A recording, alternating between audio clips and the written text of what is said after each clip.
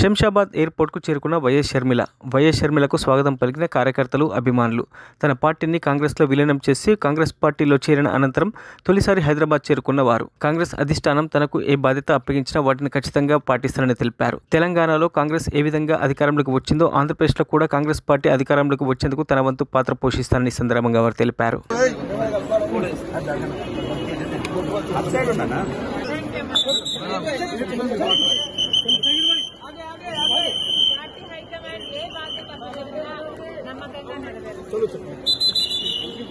जय शर्मिलक्का, जय शर्मिलक्का, जय शर्मिलक्का, जय शर्मिलक्का। Thank you.